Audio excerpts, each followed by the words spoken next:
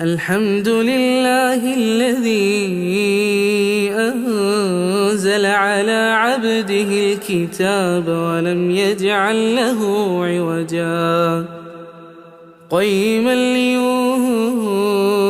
بأسا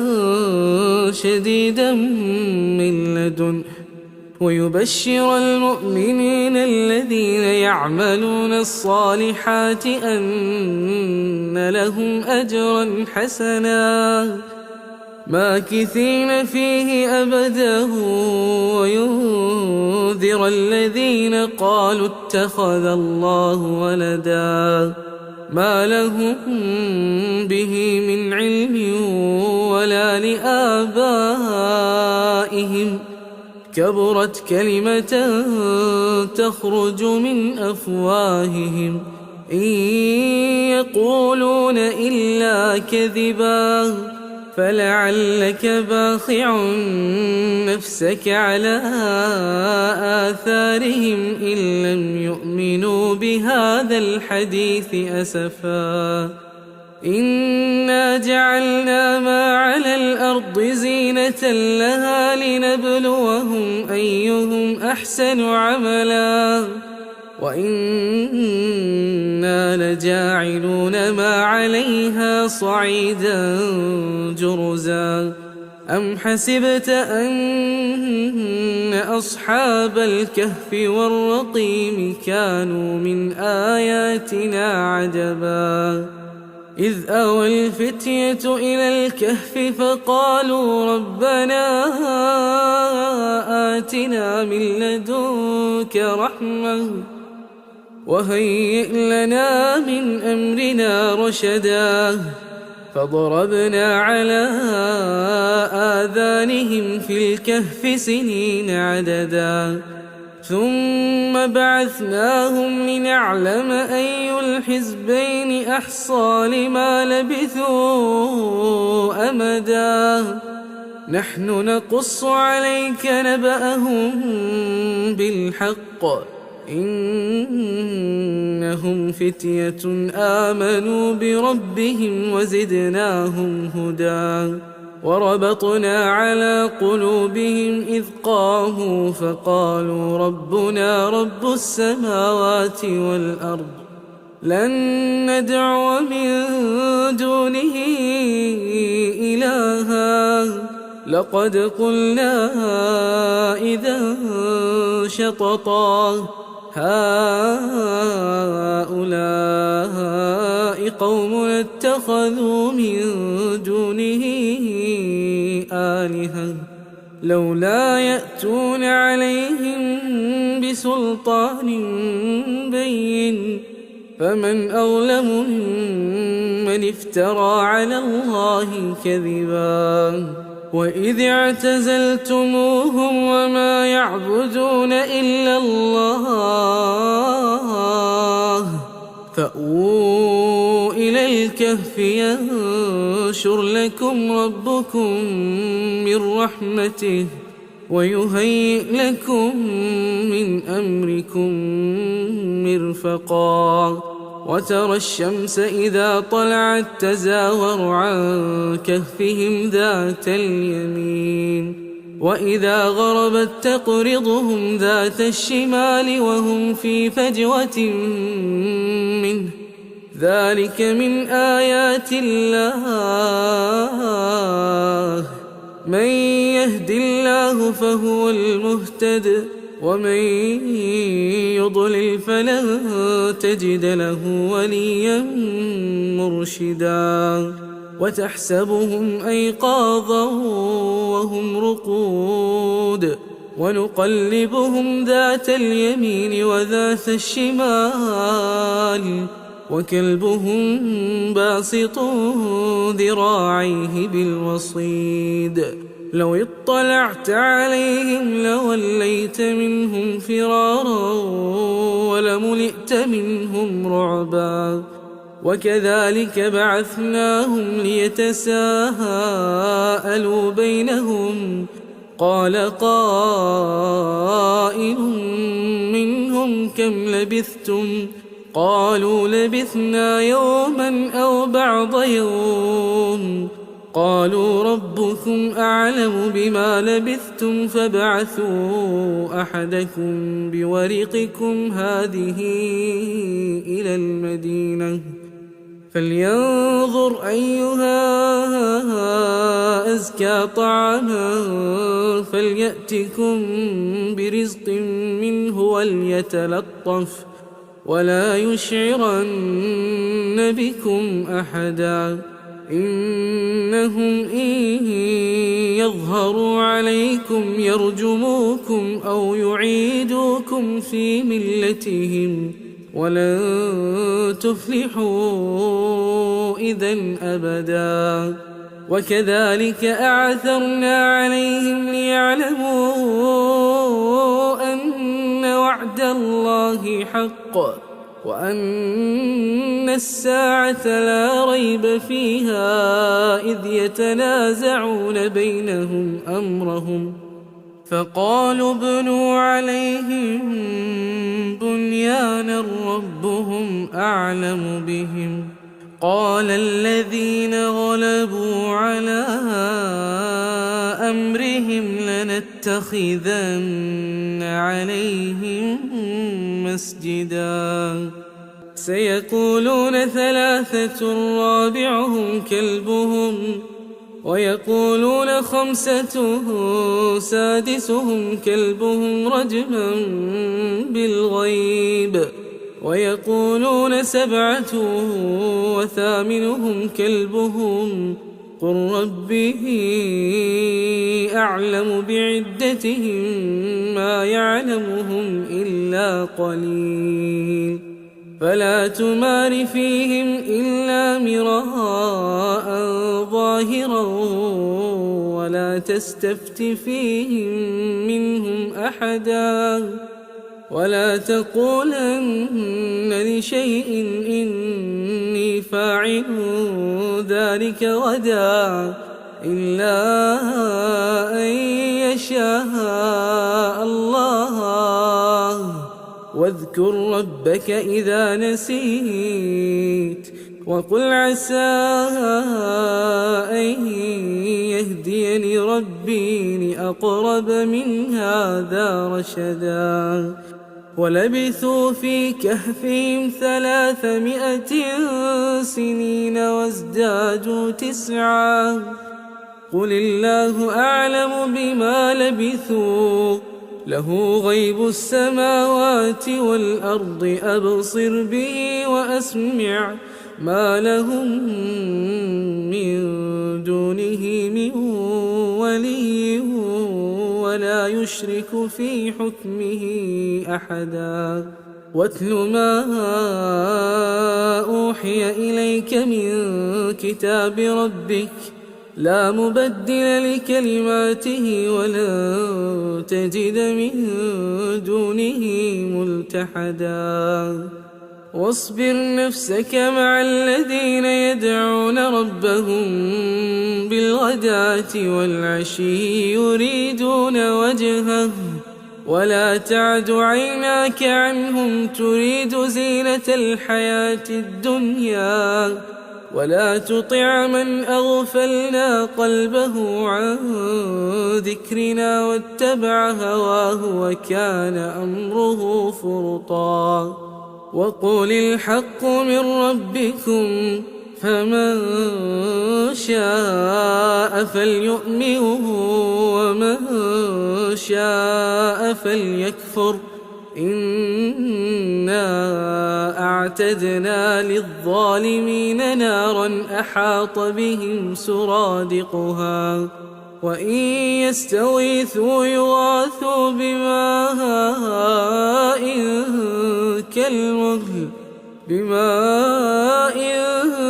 كالمهل يشوي الوجوه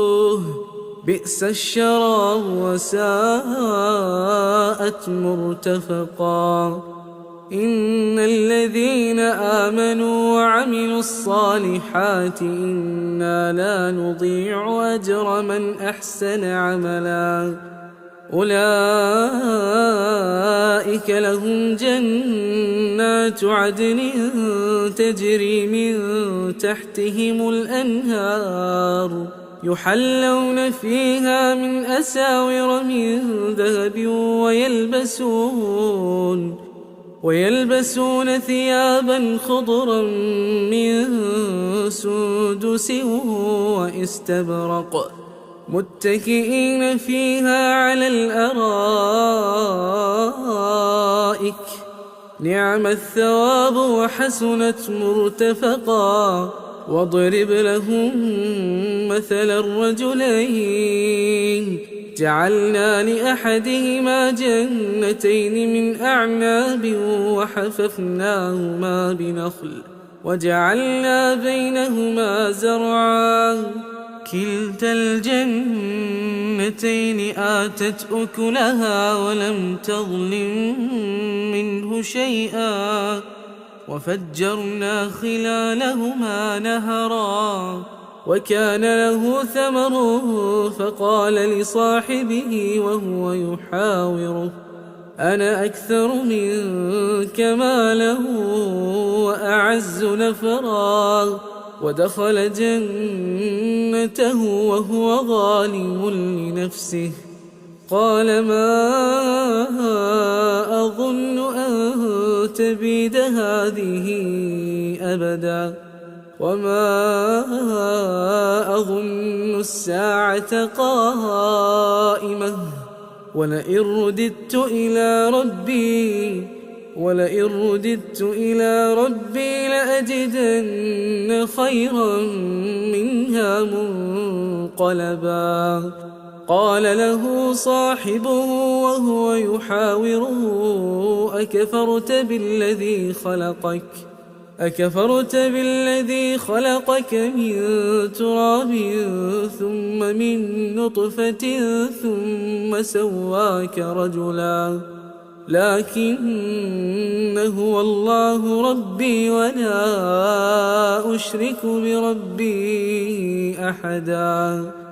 ولولا إذ دخلت جنتك قلت ما شاء الله لا قوة إلا بالله إن ترني أنا أقل منك مالا وولدا فعسى ربي أن يؤتيني خيرا من جنتك ويرسل عليها حسبانا من السماء فتصبح صعيدا زلقا أو يصبح ماؤها غورا فلن تستطيع له طلبا وأحيط بثمره فأصبح يقلب كفيه على ما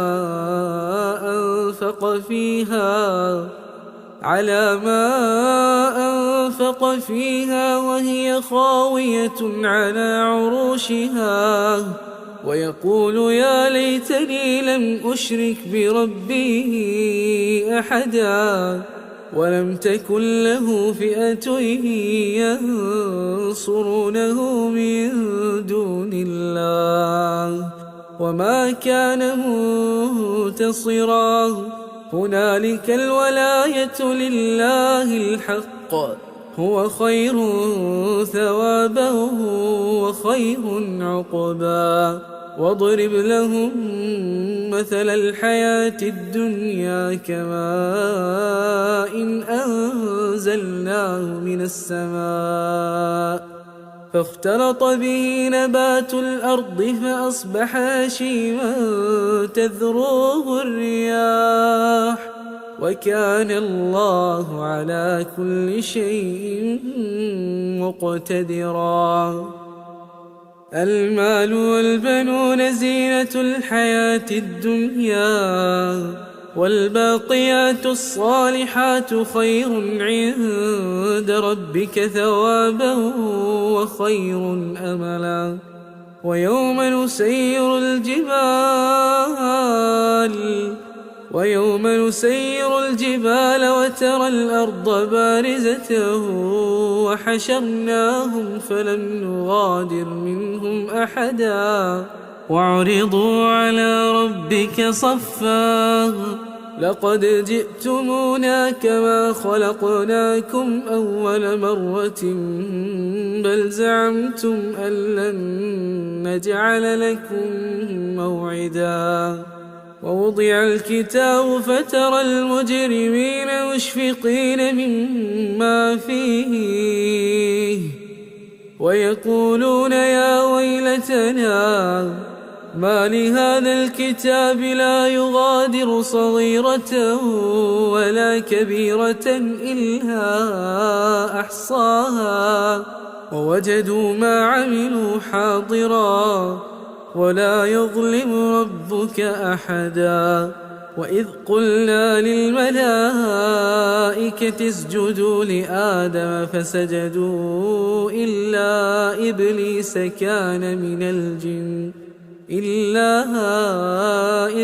كان من الجن ففسق عن أمر ربه أفتتخذونه وذريته أولياء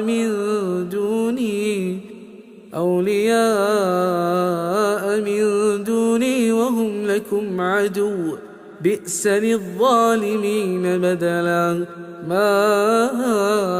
أشهدتهم خلق السماوات والأرض ولا خلق أنفسهم وما كنت متخذ المضلين عضدا ويوم يقول نادوا شركائي الذين زعمتم فدعوهم فلم يستجيبوا لهم وجعلنا بينهم موبقا ورأى المجرمون النار فظنوا أنهم مواقعوها ولم يجدوا عنها مصرفا ولقد صرفنا في هذا القرآن للناس من كل مثل وكان الإنسان أكثر شيء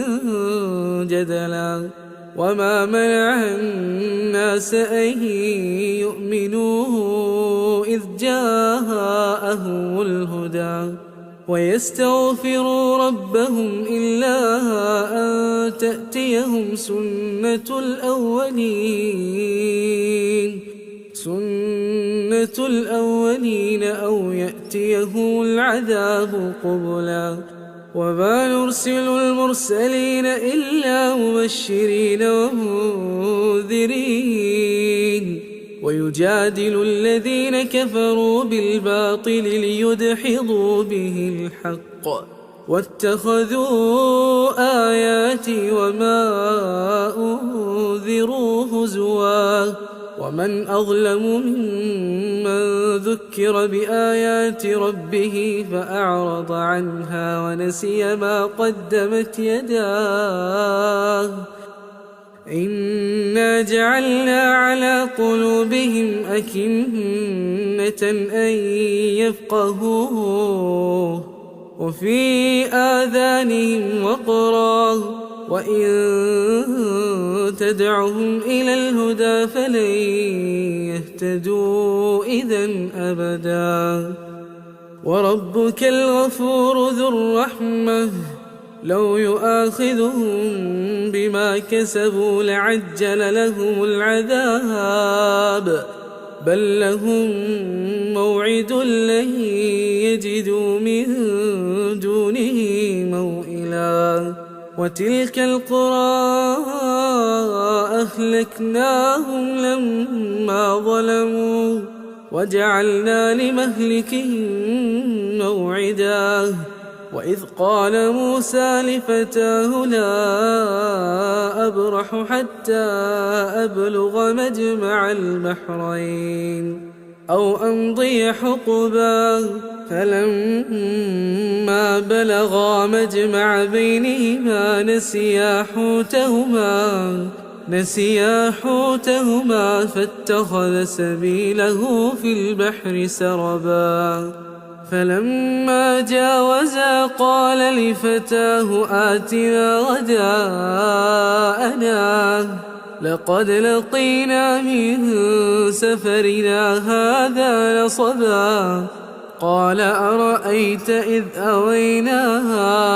إلى الصخرة فإني نسيت الحوت وما أنسانيه إلا الشيطان أن أذكره واتخذ سبيله في البحر عجبا قال ذلك ما كنا نبغي فارتدا على آثارهما قصصا فوجدا عبدا من عبادنا آتيناه رحمة من عندنا وعلمناه من لدنا علما قال له موسى هل أتبعك على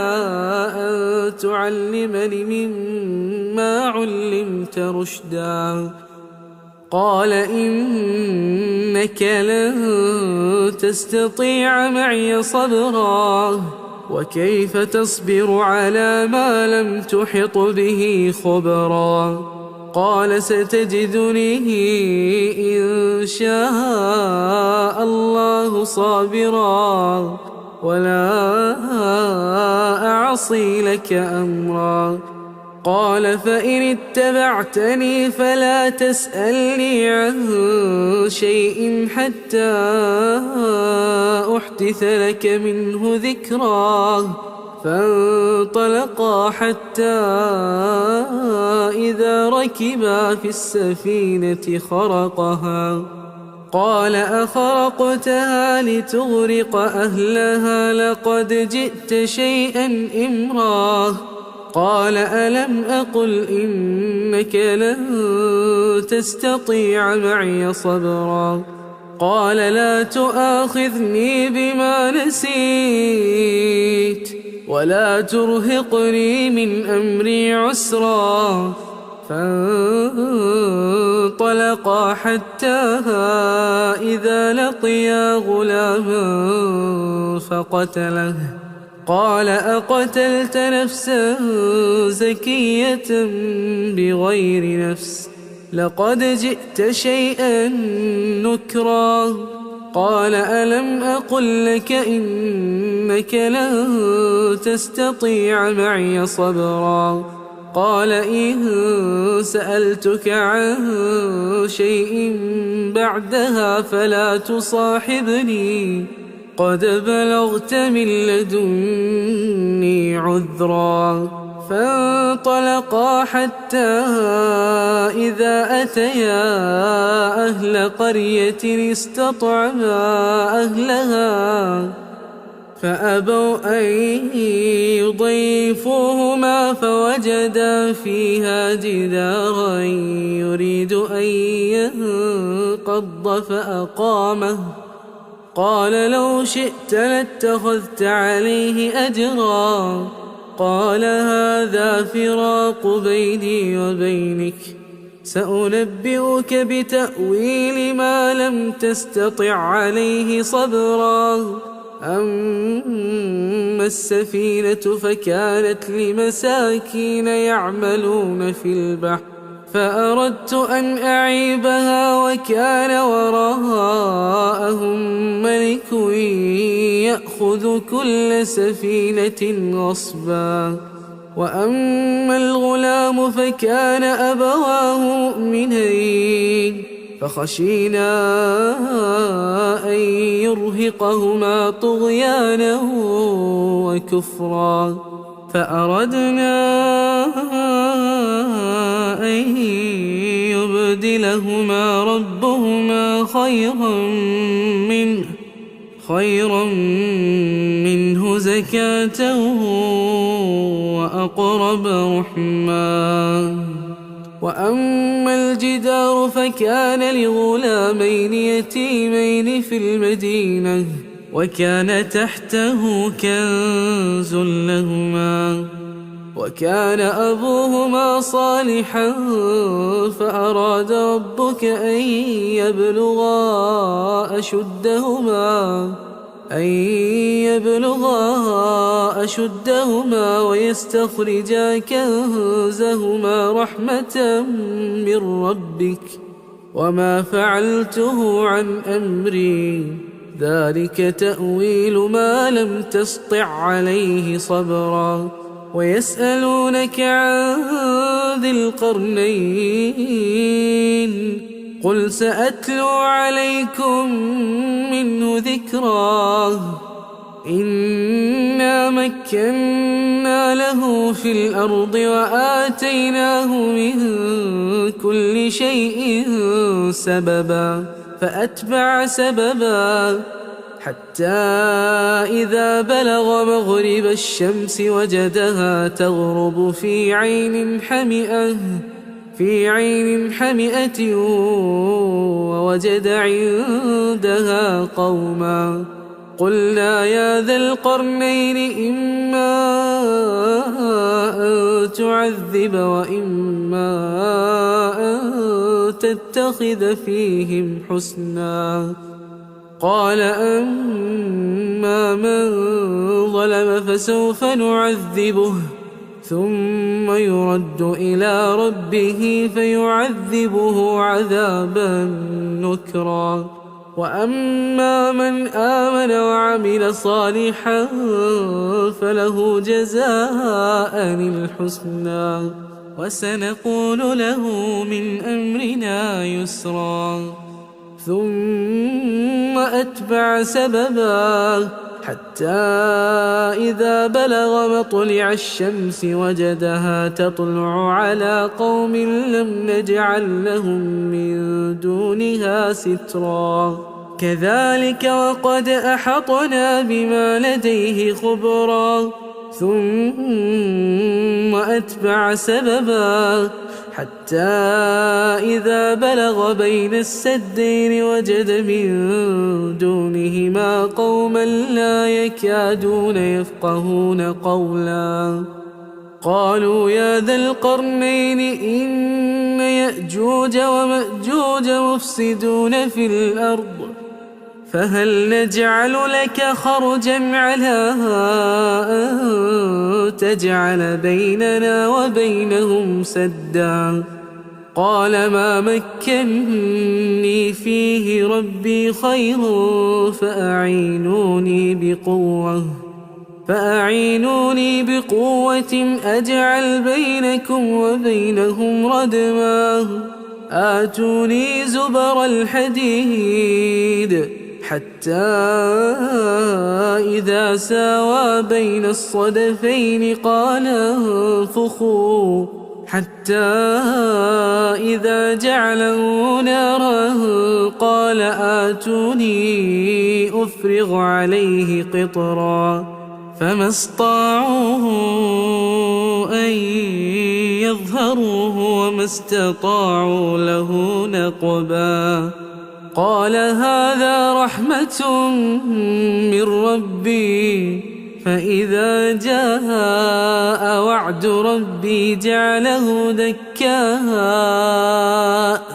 وكان وعد ربي حقا وتركنا بعضهم يومئذ يموج في بعض ونفخ في الصور فجمعناهم جمعا وعرضنا جهنم للكافرين عرضا الذين كانت أعينهم في غطاء عن ذكري وكانوا لا يستطيعون سمعا أفحسب الذين كفروا أن يتخذوا عبادي من دوني أولياء إنا أعتدنا جهنم للكافرين نزلا قل هل ننبئكم بالأخسرين أعمالا الذين ضل سعيهم في الحياة الدنيا وهم يحسبون أنهم يحسنون صنعا أولئك الذين كفروا بآيات ربهم ولقائه فحبطت أعمالهم فلا نقيم لهم يوم القيامة وزنا ذلك جزاؤهم جهنم بما كفروا واتخذوا آياتي ورسلي هزوا إن الذين آمنوا وعملوا الصالحات كانت لهم جنات الفردوس نزلا خالدين فيها لا يبغون عنها حولا قل لو كان البحر مدادا لكلمات ربي لنفد البحر قبل أن تنفد كلمات ربي ولو جئنا بمثله مددا قل إنما أنا بشر مثلكم يوحى إلي أنما إلهكم إله واحد فمن